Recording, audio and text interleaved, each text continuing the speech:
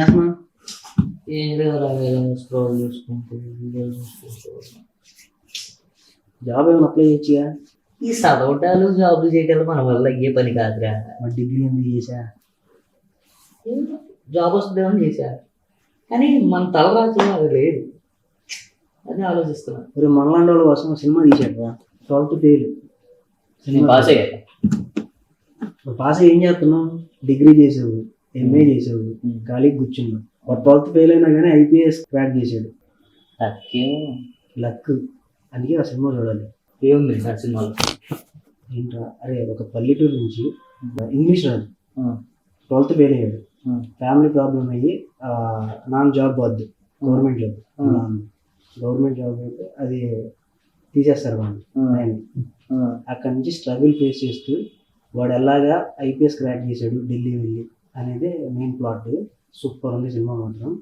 అది ఇలాగా లేజీగా కూర్చొని లక్ లేకపోతే అది అన్ని సినిమాలు కాబట్టి చెప్తారా, సినిమాలో ఏదైనా జరిగిద్దిరా. సినిమాలో ఏదైనా జరిగింది కాదు, అది రియల్ గా జరిగిన స్టోరీని తీసుకొచ్చి సినిమా తీశారు.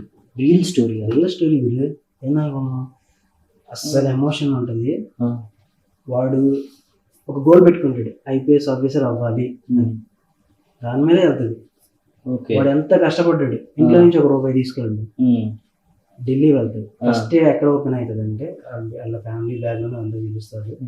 చూపించాక వాళ్ళ ఫాదర్ ఏంటంటే ఒక గవర్నమెంట్ ఎంప్లాయ్, నిజాయితీ పడ్డాడు వాళ్ళ ఫాదర్.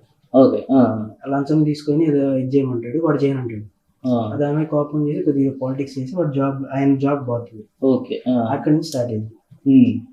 జాబ్ పోయినప్పుడు ఏంటి, విలేజ్ బ్యాక్ డ్రాప్ లో ఉంటారు కదా, కొంచెం టౌన్ వెళ్ళి ఏదైనా చేద్దామని చెప్పేసి వెళ్తాడు. ఆ టైంలో వాళ్ళకి ఏంటంటే స్కూల్లో వాళ్ళ స్కూల్లో అందరికి స్లిప్ ఇచ్చి పాస్ చేయిస్తారు. స్కూల్లో చాలా పాస్ అవుతారు. స్కూల్లో పాస్ చేస్తారు. దాకా ఉంటుంది అది, అందరికి అలవాటు అయిపోయి ఉంటుంది.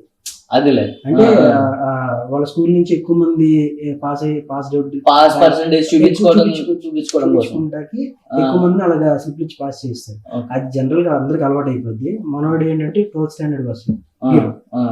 అతను పాస్ అవుట్ అయ్యే టైంకి ఒక స్ట్రిక్ట్ ఆఫీసర్ వస్తాడు, వచ్చి మొత్తం మార్చింగ్ అని ఆ సంవత్సరం ఇంకా స్లిప్ ఇవ్వరు. ఫెయిల్ అయిపోతాడు. వాళ్ళందరూ ఫెయిల్ అయిపోతారు. మనోడు అదే తర్వాత ఐపీఎస్ ఆఫీసర్ దగ్గర కొన్ని ఇన్సిడెంట్ జరుగుతాయి. వాడు రివర్స్ అవుతాడు. అంటే ఒక ఫెయిల్ అయిన తర్వాత వాడు ఏది చేద్దాం అనుకున్నాడు, అది మీకు మూవీ చూస్తే అర్థమైంది. కొన్ని స్ట్రగుల్స్ వల్ల వాడు స్టేషన్కి వెళ్తాడు. ఫ్యామిలీ స్ట్రగుల్స్ వల్ల కాదు, బయట కొంచెం ఫ్యామిలీ స్ట్రగుల్ లోనే ఉంటది. దాంతో పాటు ఇంకా బయట కొంచెం ఇదయ్యి ఒక సిచ్యువేషన్ లో అది మూవీ చూస్తే నీకు బాగా కనెక్ట్ అవుతారు. అంటే డైరెక్ట్ గా చెప్పను, థ్రిల్ పోద్దని చెప్పట్లా. స్టేషన్కి వెళ్తే వాడు కొంచెం ఇది చేస్తాడు, తక్కువ చేసి మాట్లాడు మా నాన్న. నేను ఫెయిల్ అవడానికి కారణం ఐపీఎస్ ఆఫీసర్ వచ్చి ఇలా చేయటం అనేది, నువ్వు ఫెయిల్ నువ్వు కరెక్ట్గా దాని మీద ఫోకస్ చేస్తే దాని మీద ఉంటుంది అన్నట్టు వాడు కొన్ని చెప్తాడు. అక్కడ వాడు అక్కడ నిర్ణయించుకుంటాడు ఐపీఎస్ ఆఫీసర్ అవుతాను. వాడు సవాల్ చేస్తాడు, గోల్ పెట్టేసుకుంటాడు, ఆఫీసర్కి చెప్తాడు అదే యూనిఫామ్ తో నేను వస్తాను. అక్కడి నుంచి ఢిల్లీ వెళ్తాడు. నుంచి ఢిల్లీ వెళ్ళి ఏం చేయాలో తెలియదు. అక్కడ ఒక ఫ్రెండ్ యాడ్ అవుతాడు, వాడు కొంచెం పర్లేదు, బ్యాక్గ్రౌండ్ అక్కడి నుంచి స్టార్ట్ అయిద్దిరా వాడి స్ట్రగుల్. ఎక్కడికి వెళ్తాడు, జర్నీ. లైబ్రరీలో జాబ్ జాయిన్ అవుతుంది పార్ట్ టైమర్ గా. అంటే ఈ కోచింగ్ సెంటర్ కి వెళ్తా పార్ట్ టైమర్ గా కూడా ఇది చేస్తాను. చదువుకుంటుంది. వాడేంటి వాష్రూమ్ కడగాలి, బాత్రూమ్స్ కడగాలి అయినా అది పర్లేదు, అబ్జెక్షన్ నీకేమి ప్రాబ్లం ఉండదు. అలాగా ఓకే, దానికి కూడా ఓకే అనుకుని దిగుతాడు. ఇంకొక పాయింట్ ఏంటంటే, టీ స్టాల్లో ఒక అతను ఆల్రెడీ రిపీటెడ్గా దీనికి ఐపీఎస్కి అటెంప్ట్ అవుతా ఫెయిల్యూర్ అయిపోయిన ఒక క్యాండిడేట్ చూపిస్తాడు, ఒక క్యారెక్టర్ చేస్తూ ఫెయిల్యూర్ అవుతాడు. ఇలా ఎవరైతే స్ట్రగుల్ పడతారో వాడికి కోచింగ్ సెంటర్ ఇచ్చేస్తాడు, కోచింగ్ ఇస్తా ఉండేది. ఒక క్యారెక్టర్ అయితే సూపర్, అసలు అల్టిమేట్ క్యారెక్టర్. వాడు మోటివేట్ చేస్తాడు, ఇది చేస్తూ ఉంటాడు. ఈ జర్నీలో మళ్ళీ దేనికి కొంచెం పాష్ గా కొంచెం డబ్బు ఉన్న కోచింగ్ సెంటర్స్ ఉంటాయి. ఆ ట్రైనింగ్ సెక్షన్ చూపిస్తారు ప్యారల్ గా, వీళ్ళ లైఫ్ స్టైల్ చూపిస్తారు. తర్వాత పోటీ కాదు అంటే డిఫరెన్స్ మాత్రం వీడు ఏంటంటే అదే కోచింగ్ సెంటర్ కి టీ పట్టుకుని వెళ్తాడు. ఓకే, ఇక్కడ చదువుకుంటూ అక్కడ వేరే కోచింగ్ సెంటర్ టీ పట్టుకొని వెళ్తాడు. ఆ సీన్ చాలా బాగుంటది తెలుసు అసలు. అక్కడ కోచింగ్ సెంటర్ అతను ఉంటాడు కదా, ఎవరైతే ఫ్యాకల్టీ ఉంటాడు వాడు చోటు ఇట్లా టీ మొత్తం ఏం చేస్తాను, నేను కూడా ఇదే కోర్స్ చేస్తున్నాను, ఇదే చేస్తున్నాను అనుకుంటాను. ఏంటి వల్ల అన్నట్టు నేను చేశాను. ఆ స్ట్రగుల్, ఆ ఎమోషన్, ఆ లైబ్రేరియన్ తో ఒక తగు ఇద్ది. వాళ్ళ నాన్న దొంగ అంటాడు. ఓకే, ఆ దొంగ ఎందుకంటే పాలిటిక్స్ చేశారు వాళ్ళ నాన్న మీద. స్టార్టింగ్ లో జరిగిన దొంగతనం అంటే ఆయన తీసేస్తాడు. అదే దొంగ కొడుకు అన్నట్టు మాట్లాడతాడు. వాడికి చెప్పు ఇది చేస్తాడు, చెప్తూ కొడతాను. ఓకే, సరే అక్కడ నుంచి ఒక మిల్లులో జాయిన్ అవుతాడు. మిల్లులో ఏంటి 24 hours వాడు వర్క్ చేయాలి. ఆ సౌండ్ అదంతా వాడి వల్ల కాదు, వాడు నిద్ర ఉండదు. మళ్ళీ ఇక్కడ వచ్చి ఇది చేయలేడు. హీరోయిన్ పరిచయం అయింది. హీరోయిన్ క్యారెక్టర్ కూడా సూపర్ అసలు. ఉన్నాడు ఆ క్యారెక్టర్ ఉంటుంది. చాలా మోటివేట్ చేస్తుంది. అయితే ఆ స్ట్రగుల్ లో ఉన్నప్పుడు మనకు కొంచెం వెనక్కి వెళ్తాడు. అంటే ఇది వల్ల అటెంప్ట్ చేస్తాడు, ఫెయిల్ అయిపోతాడు. ఒక టైంలో నేనేం చేయలేను, దొబ్బలేను అని చెప్పేసి వెళ్ళిపోతాడు. ఇంకో క్యారెక్టర్ గురు వాళ్ళ నాయనమ్మ క్యారెక్టర్. వాడు ఇది చెప్పడం మర్చిపోయాను. వీడు విలేజ్ నుంచి ఢిల్లీ వెళ్ళే టైంలో వాళ్ళ నాయనమ్మ, మన ఇంట్లో అమ్మమ్మలు కానీ నాయనమ్మ కొంత డబ్బు కూడా కొడుకు అడిగినా కూడా ఇవ్వదు. ఆ టైంలో వాళ్ళ అమ్మమ్మ నువ్వు యూనిఫామ్ తోనే రావాలని ఆ కూడబెట్టిన డబ్బులన్నీ అడిగిచ్చింది. వీడు ఆ క్యారెక్టర్ అయితే నాకు కళ్ళమ్మ నీళ్ళు తిరిగింది. అక్కడి నుంచి వాడు ఢిల్లీ నుంచి ఇప్పుడు నేనైతే ఏం చేయలేను అని చెప్పేసి వెనక్కి వచ్చేస్తాడు. అక్కడ వాళ్ళ నాయన చనిపోయింది. అది వీడికి కూడా చెప్పరు ఫ్యామిలీ వాళ్ళు. ఎందుకంటే ఎక్కడ ఇదైపోయి వచ్చేస్తాడు అక్కడ పిచ్చిపోతాడు. ఎందుకంటే వాళ్ళ నాయన ఏముంటది, నేను యూనిఫామ్ తోనే చూస్తాను ఆ టైప్ ఉంటుంది. కొంచెం మనకి లాంగ్వేజ్ ఆ డైలాగ్స్ కొంచెం కానీ నాకు కాన్సెప్ట్ అర్థం ఎక్కేసింది.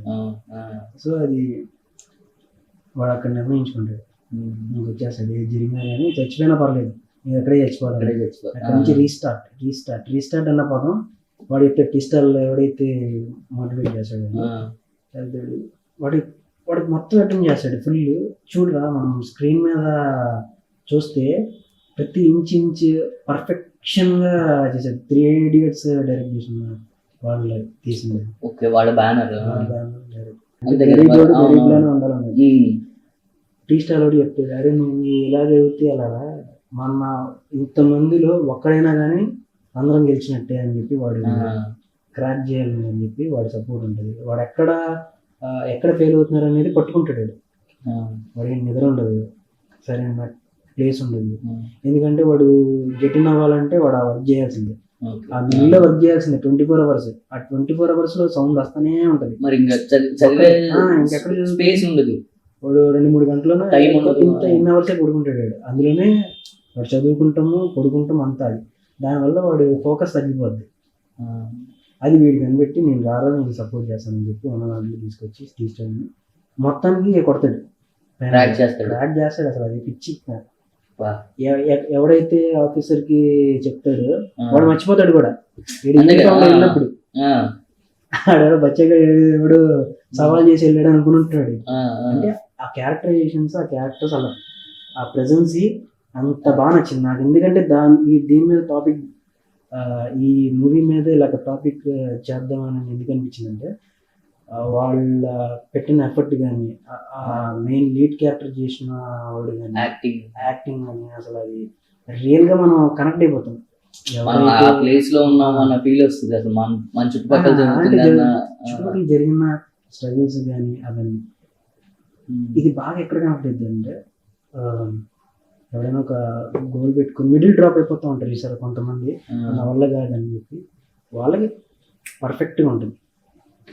అందుకే చెప్తున్నాను యూత్ అందరికి, ఇప్పుడు మీకు కూడా వ్యూవర్స్ అందరికి, స్టూడెంట్స్ ఎస్పెషల్గా స్టూడెంట్స్కి ఈ మూవీ అనేది చాలా ఒక motivational movie. 12th fail restart తెలుగులో కూడా రిలీజ్ అయింది అది, చూడండి. ఎందుకు చెప్తున్నానంటే లక్ ఫేవర్ చేస్తే కానీ, లేకపోతే నేను డ్రాప్ అయిపోతున్నాను, లేకపోతే డిగ్రీ అవి కూడా నేను నా వల్ల కాదు అని గివప్ ఇస్తారు చూసారా, అలాంటి వాళ్ళకి ఈ మూవీ ఖచ్చితంగా చూడాలి.